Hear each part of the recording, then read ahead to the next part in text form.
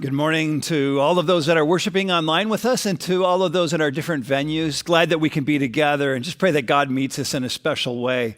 And maybe this doesn't qualify for all of our online audience. I've just sensed in the rooms of our sites and here that there's a little cabin fever taking place.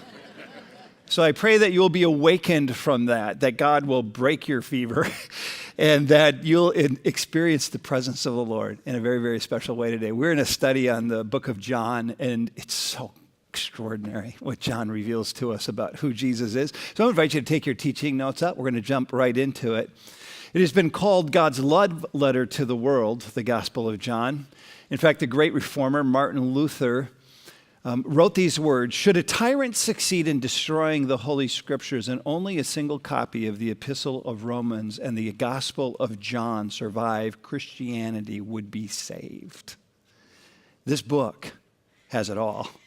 This is a book about life. It's a book about God's life and your life and how he wants us to partner together and how hard it is for us to want to partner with him because of this sin thing that we have going on. And then John draws us in, those of us who have a knowledge of God and want to be enriched in further understanding of what it means to have God in our lives.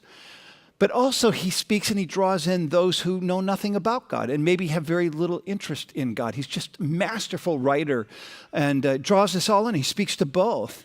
And he doesn't want you to feel small. I love how he writes. He doesn't make you feel bad because of what you don't know. Have you ever been in that place where you just feel less than other people? You feel like they know so much about the Bible and you know so little, and you want to almost disqualify yourself? He doesn't write that way. He just draws all of us in. I love this about him. He makes you want to know more. Well, let me liken what happens in this gospel to an experience I had this past summer. In August, I had the privilege to tour the $150 million Allianz Stadium. It's absolutely spectacular and beautiful, the home to the Minnesota professional soccer team, the Minnesota United. And soccer in Minnesota is just going to be huge in the years and the decades that are still before us. And it's absolutely beautiful. It's going to open up in March, which is fine. I celebrate that. But honestly, I'm a basketball guy. And as a basketball guy, I love basketball. I get basketball. I know the strategy of basketball. I played the low post position when I was in high school. And I just enjoy playing the game. And after all, March is the best month of the year. March Madness is coming. I mean, I'm going to be consumed. I'm going to celebrate the opening of Allianz Field, but I mean, it's March. I'm going to overindulge on basketball. Soccer, quite honestly, I'm a bit in the dark about. I don't fully understand the game, the rules of the game. And quite honestly, I know nothing about it, and there's but this much of me that wants to know anything about it in one sense. But I think of this game, and I've tried to watch it several times, and I see these guys kicking a ball down the field, really big field, and they're kicking the ball down the field back and forth for 90 minutes.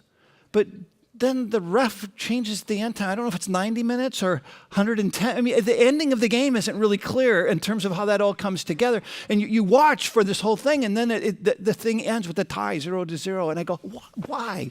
What is this? But here's the deal. I have friends in my life who love soccer, and they're working on me. I'm full court press, to be honest with you. They know a lot about it, and I've been listening to them. Now, it's taken me a couple of years to open my ear, but wow, they are passionate about it. So passionate, they got me to go have this tour of Allianz Field, and I was drawn in. And they're working on me in this deal. They actually tell me there's a purpose for how they kick the ball down the field. And I haven't come to understand what that purpose is yet, but they're patient with me. They're trying to teach it to me. And I believe them, even though I don't understand it. And what I love about them is they don't make me feel bad in my ignorance about this game called soccer. They're intent on teaching me the game. And I want to be honest with you, I want to learn it because of their joy. They have such a passion. They make me want to learn what this game is about. And I'm going to go to the field and enjoy some games this summer. And this is a little bit like how John writes the Gospel of John. He's going to give us the tour of the big stadium called the world that we live in. And he introduces to us the creator of this world, who is Jesus Christ, and the creator of your life, who is Jesus Christ. He breathes life into you, and he explains the purpose of your life. And we all want to know the purpose of our life and the meaning of life. And he goes about doing this. And it's like John holds this big bag of soccer balls. And so I've put 7 soccer balls because the reality is he has 7 themes that he introduces all in chapter 1. It's called the prologue. I call it the unstoppable force of God's love from the creation of the world in which we live and the new creation of the consummation when Christ comes again. It all appears in here. And each of these balls have a theme. And these balls get kicked down the field of the Gospel of John, but they get touched on all in the prologue. And we're in the prologue of John's Gospel, chapter 1. And these balls are going to appear with different themes. And quite honestly, his joy, his certainty, his completeness in terms of how he writes the gospel makes me want to enter into it. For this year and for this day, I'm real excited about it. Trust you will be too. I have to back up the truck. We're going to look at verses 14 through 18. But a couple of weeks ago, we covered a couple things that really become the platform to make sense out of 14 through 18. So if you don't mind, I'm going to back up the truck, do a little bit of a review of where we are. Because in John 1:4, we hear these words from John. He's introducing conflict into the story. In him was life, and that life was the light of all humanity. And he says, the light shines in the darkness, and the darkness will not overcome the light. In literary circles, this is called parallelism. And John introduces us to a really amazing concept here. And these will be soccer balls that will be kicked down the field, themes that are before us. He introduces us to light, and he introduces us to darkness. So he's telling us there's a conflict that enters into this reality of your soul. There's a battle for your soul. And he says the darkness will try to overcome the light. But the light will shine on the darkness, and that darkness will not overcome the light. The light will win. And so he's giving us this promise of victory, but he's acknowledging the reality that we have battles in our life, that there are forces at work to keep you from knowing and having a vital relationship with this God who has created us and revealed to us in Jesus Christ. This light is connected with life in that passage, and darkness is connected with death. So you can see what he's doing here, that light gives life and darkness can lead to death. And so you have this amazing picture and the wonderful direction of what God is giving to us, that every human being, you will find your purpose and your meaning in life illuminated by the light. And the light is Jesus Christ. And Jesus Christ will give life. And so how does the world respond to this incredible promise?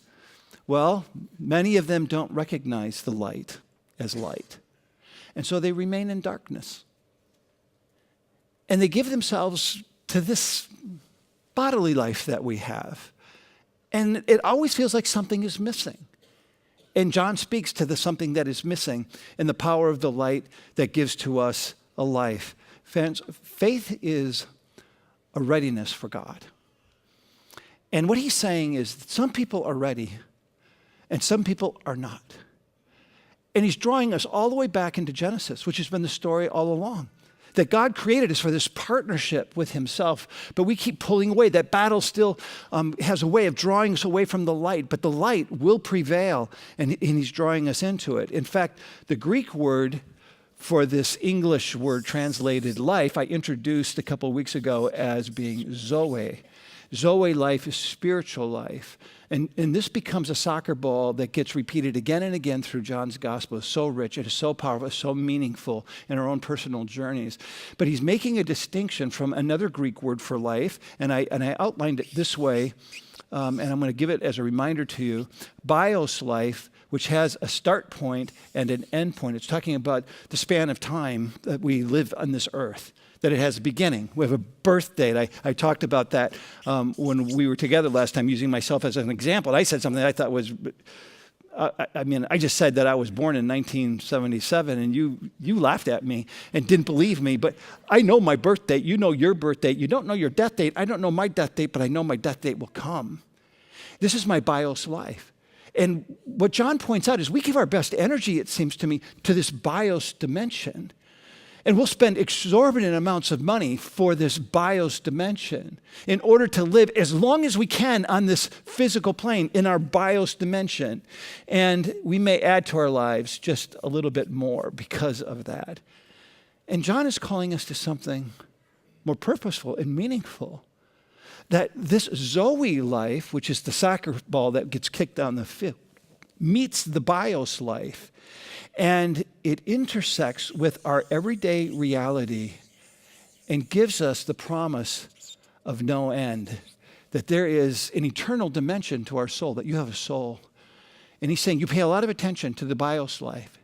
Now pay attention to Zoe life, because the light has come to illuminate that sense of purpose and longing that you have. And that's what he's calling us into in our text today. And the reality is most of us do not want to live in darkness that could lead to death. If we're really honest about it, we want to live in the light that brings light. We don't want to live in blindness. We want to live in the light. But there's this battle that keeps getting in the way in our journey.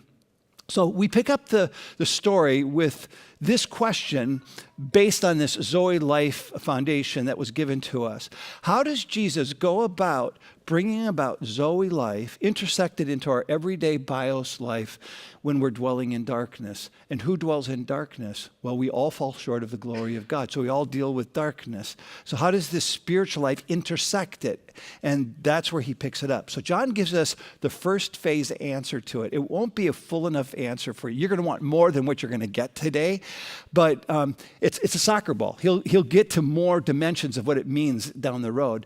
But it's a great starting point. Matter of fact, it is such an amazing text. Cabin fever or not, I'm thrilled to share it with all of you. Are you ready for it? It comes in John's Gospel, chapter 1, verses 14 through 18. The Word became flesh and made his dwelling among us. And we have seen his glory, the glory of the one and only Son who came from the Father, full of grace and truth. Full. I love that, not partial. Out of his fullness, we have all received grace in place of grace already given. For the law was given through Moses. Grace and truth came through Jesus Christ. No one has ever seen God, but the one and only Son who is himself God and is in the closest relationship with the Father has made him known. Oh, the intimacy of Father, Son, Holy Spirit gets revealed to us in Jesus in this storyline. How does Jesus go about bringing spiritual life to those who dwell in darkness? Well, first of all, Jesus goes camping. It's an odd way to say it, but it's really, I think, a poignant way to look at it. John 1:14, the Word became flesh and made his dwelling among us. And the word dwell among us literally has a meaning that I found to be just profound in a perspective of understanding God. Dwell literally means to pitch a tent. I want to anchor my tent in a little bit here. It's to pitch a tent. There's my tent. When you find the word dwell, it usually appears in the scriptures as a noun, meaning tent, tabernacle, temple. Whoa. He starts connecting all these storylines of God's narrative from the past. But in the passage here, it appears as a verb. So Jesus pitched his tent among us, or Jesus tabernacled among us. And you got to pinch yourself around this reality because this has become, unfortunately, a commonplace kind of expression. But let me just illustrate this a little bit. My sister, Jay, and her husband, Rick, are avid campers. And they invited us several years ago, our family, to join their family on a camping trip to the Black Hills of South Dakota. So we said yes to that. We went and we absolutely enjoyed it. We get to the national park. When you get to the national park and you're getting ready to set up everything, you don't begin the process by constructing a 3-bedroom house for a 3-day stay. Doesn't work that way. You pitch a tent, or you park an RV, or you create a temporary dwelling for the purpose that has caused you to go to this given place. And that's what we did. So if I could illustrate that a little bit, we pitched a tent in essence, and we had a fire that we built up. And that's what you do when you go camping, right? And then we all began to sit around the fire, smiling, enjoying each other. And there was a couple not so smiles, we had some rain, but we worked it through. All right, so we're all around the campfire. Many people call it a bonfire, but really it's a bond fire. Isn't it interesting when you go and you get to sit around a fire and there's this intimacy, this connection? And that's what happened. We deepened the bond of affection between each other and our families and our children in that experience. We told stories. We laughed a lot. We loved. And we find that this was the picture. It was a picture of relationship. That's the idea in verse 14. Let me just share a few thoughts about it. The Word became flesh. It tells us inexplicably that God became a person. It's the incarnation. It's what we celebrate every Christmas. And unfortunately, it's become such a commonplace language for us that we don't get the dimension of what's really taken place here, that God became a person. And I wish that we could hear the shattering newness of that sentence with new ears, because it's way too commonplace for us. That God pitched his tent through Jesus Christ in our midst. So in my study, I'm reading about these individuals who read the Gospel of John for the first time in their life. And one of them was a guy by the name of Junius the Younger. He was a late 16th century manuscript collector of ancient manuscripts, particularly. One of those ancient manuscripts was the Gospel of John. He reads it for the first time. He comes to this passage. He's so moved by it. He writes down what his experience is, and this is what he says. He says, I was so affected that I instantly became struck with the divinity of the argument and the majesty and the authority of the composition. As infinitely surpassing the highest flights of human eloquence, my body shuddered. My mind was in amazement. And I was so agitated the whole day that I scarcely knew who I was. And nor did the agitation cease, but continued till it was at last soothed by a humble faith in him who was made flesh and dwelt among us. Oh, the wonder, you just sense what John is writing for us. He's capturing the wonder of our souls and our hearts for what God is wanting to do, to partner with us. And because we get so wayward and we get lost in the battle, we forget, we ignore, and he draws and pitches his tent with Jesus Christ right into our midst. What a picture this is. Jesus becomes this beautiful picture. The tent is not a place or a thing, but it's God revealed to us in the flesh of a person. And he was here for only 33 years, just a shadow of time, but more than enough time to accomplish his purpose. A purpose that would allow us to enter into right relationship with the living God, to understand what it means to partner with him as he first envisioned. He becomes the one who reconciles us to God from our place of sin and separation to oneness and vital union. And John is just drawing back all this imagery from Old Testament worship, the tabernacle, the tent of meeting, the temple.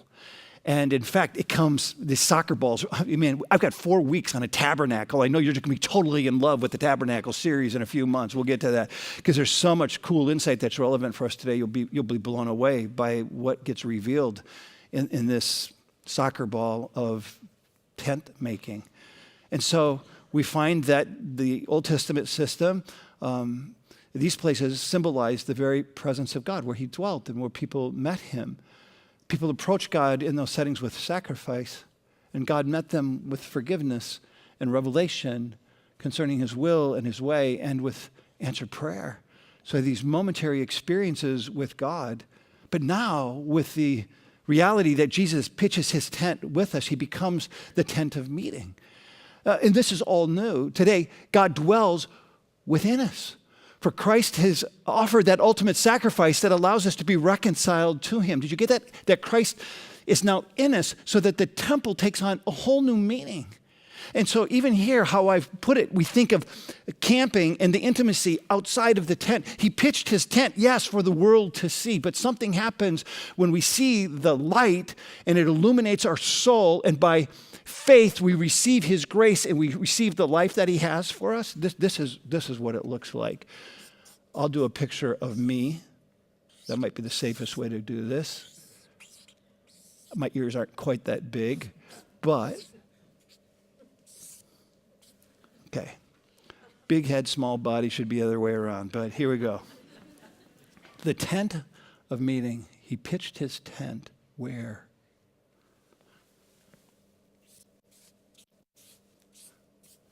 Here, inside of the heart. He indwells us. We become the temple of the living God. And when we embrace this truth, there's an infusion of passion and wonder and joy in our lives. It changes our friendships. It changes intimacy in marriage. It changes how we raise our children. It changes how we do our work and relate to our colleagues. There's an illuminating light within us. We are the temple. And so in essence, you find that we become the place of meeting Jesus for all people who are still in the darkness. That when we truly have received Christ, it's not about your personal salvation alone. It's the fact that there's an illuminating light in you that takes people from their place of darkness to go, what is in you? I want that light. We become the tent of meeting. You do, and I do. What an amazing picture this is. Oh, he pitches his tent, and he displays the Father's glory in verse 14. We have seen his glory, the glory of the one and only Son who came from the Father, full of grace and truth. What a text. Glory is another soccer ball. It's going to come up again and again through the Gospel of John. It's the word that speaks in the Old Testament there. It's a hyperlink back into the Hebrew story of God's Shekinah glory. It's the glory of God that was precious to the Hebrew people because Shekinah means that which dwells. And it's the word that was used for the visible presence of God made manifest on occasion in the story of Israel and their journey. Glory is the magnificent outpouring of the radiant splendor of God and his power and his strength and his goodness and his beauty. And we find it throughout the Hebrew narrative, and we're going to find it all throughout John's gospel in the Hebrew story, all these hyperlinks. In Exodus 16, just listen to this. In the desert, before giving the manna to the people, they're in this journey, having escaped slavery, making their way to the promised land. The children of Israel looked toward the wilderness, and behold, the glory of the Lord appeared in a cloud. They didn't know which way to go. They didn't have compasses. They didn't have maps. No, God was going to guide them through the presence manifested through that cloud. Or before the giving of the Ten Commandments, the glory of God settled upon Mount Sinai. He manifested himself. Or when the tabernacle had been erected, it says, the glory of the Lord filled the tabernacle. Or when Solomon's temple was dedicated, the priests were not able to go in and do their ministry and their work, for the glory of the Lord filled the house of the Lord. When Isaiah had his vision in the temple, he heard the angelic choir singing that the whole earth was full of his glory. So in the Old Testament, the glory of the Lord came in times when God was very near. And John is telling us this beautiful story that the life of Jesus Christ was the manifestation of God's glory, his presence drawing near to us. And they saw it with what Jesus said and what he did. And we'll be seeing all these different portraits of what he said and did that become just as alive to us today as it did to the disciples then. And they're convinced that he's come from God. Only God could be and do what Jesus displayed for them. The glory of the Lord means quite simply that the presence of God is now made manifest in here. So I have a phrase in my own personal journey. It's not my own. I hijacked it from Nehemiah some 20 years ago. And the phrase is this concerning the presence of the Lord in my life. The gracious hand of God is upon me. And I know it. And so can you. That's what happens with the presence of the Lord. And it makes all the difference in your life. And right now, if I ask you, do you sense that the gracious hand of God is upon you? You could immediately say, oh, yes, I do. Or no, I don't. But probably always you would say, oh, I want it to be. And that's made feasible, possible because of this revelation. He pitched his tent. He displays the Father's glory, and he is the embodiment of grace and truth. This is just so good. He's full of grace and truth. Isn't that great? It's not partial grace. It's not partial truth. We get the whole thing with Jesus. He is full of grace and truth. And it's the picture that helps us see that the reality of Jesus bringing spiritual life, Zoe life, that meets our bios life in the world of darkness is because Jesus goes camping, and when he camps with a big backpack. And it's full of all kinds of things for our everyday life. John 1:16 again. Out of his fullness we have all received grace in place of grace already given. For the law was given through Moses. Grace and truth came through Jesus Christ. That God, through Moses, gives us the law. And the law is really good. We know it as the Torah. It showed them how God expected them to live. It includes the 10 Commandments, which is God's gift to us, to all of humanity, with specific information on how to best conduct human existence. And we could bring it back again today. Don't you agree? We keep taking it out. We need the tangible reminders of these 10 Commandments because they have a purpose that is even good for us today. And yet it exposes things that are really wrong with us as well. It exposes, the law does, that we are unfaithful partners with this God who covenanted with us. The law gives us a framework of the relationship. In essence, the Torah says, let's get married. And so we do get married. But for everybody who's married in the room, what happens when you get married? You get to know the person whom you married in the fullness of who they are. Yeah, the good stuff that caused you to say yes. And that all that other stuff that makes you wonder at times. You know what he's talking about, dear, right? Because we see ourselves fully. We're imperfect people, and we get this. And so what we find is we see these horrible things inside of us toward the covenant partner, which is why Jesus becomes the human embodiment of the Father's grace and truth. What we need is a human fullness who will take us to the next stage of fulfillment, and that's who John reveals to us in Jesus, that we break the covenant. So we need a lot of grace and truth. I need a lot of grace and truth.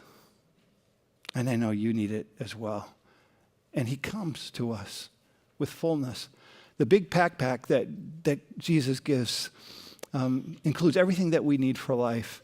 That God gives us through Jesus 3 things that are really clear. A supply of grace. That grace covers a wide range of meetings, but the common tone is always that of pleasantness. That grace is when God gives me what I really need in this moment. And some of you in this moment need an abundant dose of grace. And he's the one who gives it. Grace is the spontaneous, determined kindness of God. He can't help himself. We just have the kindness of God all around us, and we take it for granted. We don't always see it, but he's just pouring kindness in and over us all of the time. Grace is love freely shown to guilty sinners. That's the picture you have. And so you find that grace is showing goodness and favor in our lives when we haven't earned it or deserved it. Dallas Willard put it this way. I like his words. Grace is God acting in our life to do what we cannot do on our own. Well, we need this. He says grace is what we live by, and the human system won't work without it. He says the saint uses grace like a 747 jet burns gas on takeoff. We just burn through grace all the time.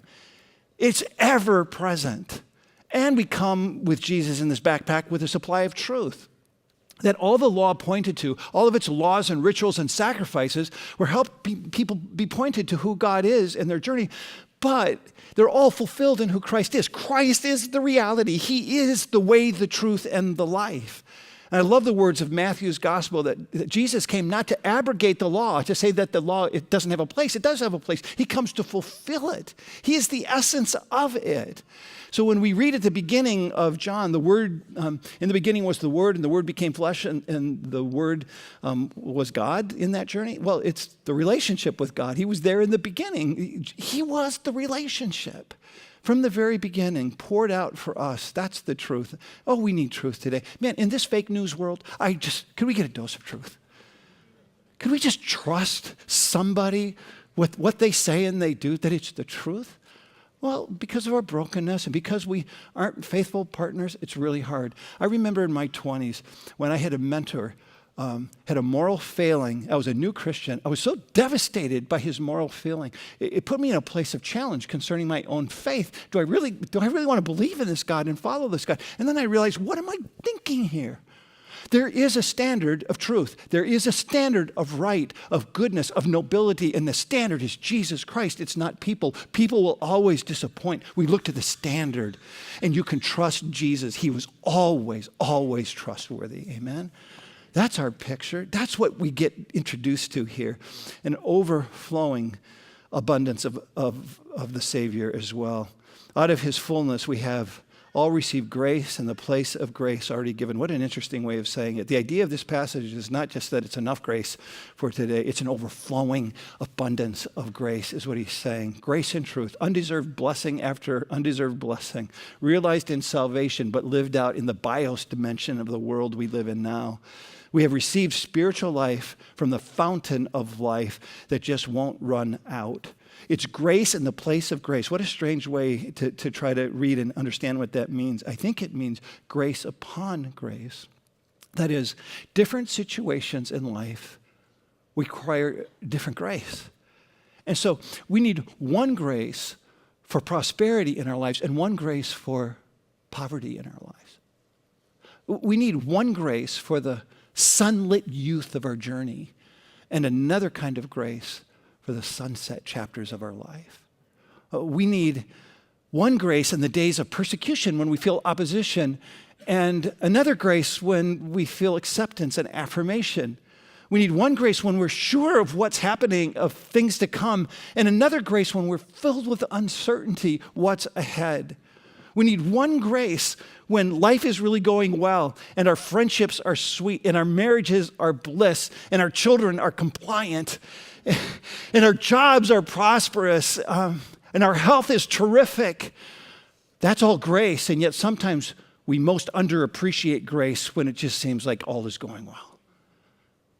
And then there's another kind of grace when our lives aren't going so well and our friendships are broken and our marriages are a mess and our children are not compliant. Or maybe you can't even have children and your job isn't prosperous or your health is definitely not in a good place right now. That requires a kind of grace. But here's the point. Grace of God is never static. It's always dynamic. It never fails to meet the situation. You don't get some initial kick of grace when you come to faith. You get the ongoing abundance of grace for this and grace for that in the worst of times and in the best of times. When you have this tent pitched in your soul, you have access to the grace of God. All the grace you need for your life right now, and if you're in a place of prosperity or you're in a place of poverty, all the grace you need you already have in Jesus Christ. So what do you need? What's the dose of grace you could use right now? The promise is with Christ, you get grace after grace after grace. That's the picture. So how do we receive the life Jesus offers that takes us out of darkness? Friends, he has no malicious intent towards you. He wants you to go to his Son and to believe and to trust him. In fact, you don't need to understand everything about God to understand the one thing that is most important, that God pitched his tent in your life so that you could know his grace that is abounding in whatever it is that you're going through. Blessing after blessing after blessing. Oh man, I can't get enough of John. It's going to be a great year. Stand, and we're going to declare together the words of John that declare the reason for his writing that I've invited you to memorize. Say these with me out loud. But these are written that you may believe that Jesus is the Messiah, the Son of God, and that by believing you may have life in his name. Lord, may we go to you and find life. May we acknowledge your ability and sufficiency and your provision, as well as our need and our brokenness and our waywardness. Might we receive your gift and trust in you and what you have done and rest in you and live by grace through faith. Grace upon grace upon grace, blessing upon blessing upon blessing to you. Praise and glory, Lord. We want it. Help us to receive it and to live in it to your glory. Amen.